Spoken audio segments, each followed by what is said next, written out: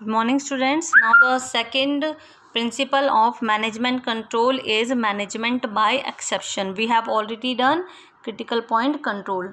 Now what is meant by management by exception? As it is, there is common saying that if you try to control everything you may end up controlling nothing. कि अगर आप हर चीज़ को खुद ही control करने जाओ तो last में आप देखेंगे कि आप किसी भी चीज़ को इफ़ेक्टिवली कंट्रोल नहीं कर पाते. जैसे एक एग्जांपल लेते हैं, आपको आपके पेरेंट्स ने फंक्शन की सारी रिस्पॉन्सिबिलिटी दी, तो आपने क्या किया, वो रिस्पॉन्सिबिलिटी सारी अपने पास ही रखी, किसी के साथ डेलीगेट नहीं की.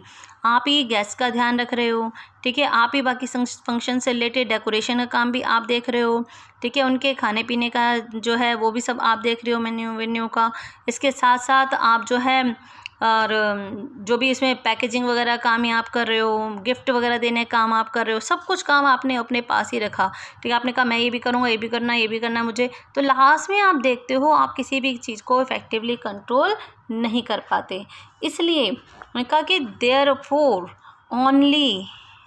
देयरफॉर इसी तरह से ऑर्गेनाइजेशन में भी अगर एक ही मैनेजर सारी चीज़ों पर ध्यान देगा, सारी चीज़ें खुद कंट्रोल करने की कोशिश करेगा, तो लास्ट में देखेगा वो किसी चीज़ को इफेक्टली कंट्रोल नहीं कर पाएगा.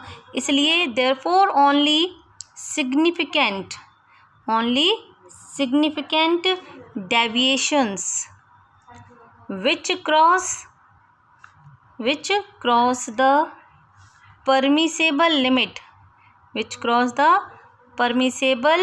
limit should be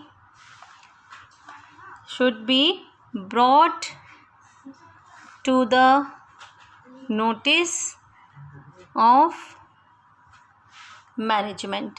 तो इसलिए उन्होंने कहा इसी तरह से अगर एक मैनेजर भी सारी चीज़ों को खुद ही कंट्रोल करने की कोशिश करेगा तो किसी चीज़ को भी इफेक्टिवली कंट्रोल नहीं कर पाएगा और वो मैनेजर बहुत ज़्यादा ओवरबर्डन हो जाएगा. तो इसलिए केवल सिग्निफिकेंट डेविएशन, यहाँ पर सिग्निफिकेंट डेविएशन किसको कहा गया है, वो डेविएशन जो कि आपके मेजर डेविएशन है, जो आपकी परमिसेबल लिमिट से बाहर हैं. अगर वो परमिसेबल लिमिट से बाहर है तो उसको हमें इमीडिएटली मैनेजमेंट की नोटिस में डालना चाहिए. लेकिन अगर आपकी डेविएशंस किस में हैं, within the permissible limit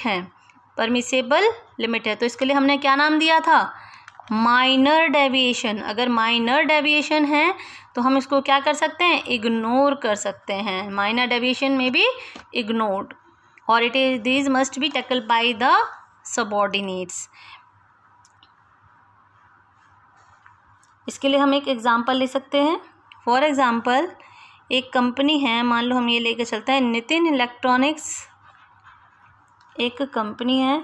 वो क्या मैन्युफैक्चर करती है, वो मान लो एसी मैन्युफैक्चर करती है. एक एग्ज़ाम्पल लेके चलते हैं, Nitin electronics manufactures ACs and at most 2% of daily production could be effective, could be defective. Yes, Nitin electronics एक एसी मैन्युफैक्चर कर रहा था. उन्होंने कहा कि भाई 2% जो भी है डेली प्रोडक्शन का डिफेक्टिव हो सकता है. तो ये क्या हो जाएगी हमारी परमिसेबल लिमिट. लेकिन अगर but if defective production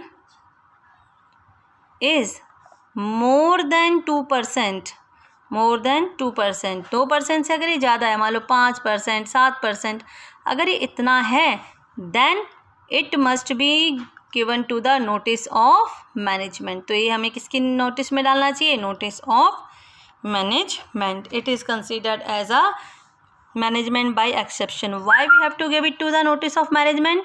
To take immediate attention and take corrective measures, ताकि हम टाइमली करेक्टिव मेजर्स लेकर इन डेविएशंस को रिमूव कर सकें.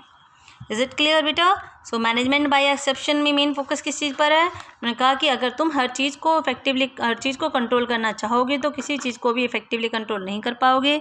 इसलिए जो सिग्निफिकेंट डेविएशंस हैं, ठीक है, जो परमिसेबल लिमिट से बाहर है, वो मैनेजमेंट की नोटिस में डालनी चाहिए. जो डेविएशन माइनर हैं, within the permissible limit हैं, then these must be ignored और tackle by the subordinates. Now I think this concept is clear.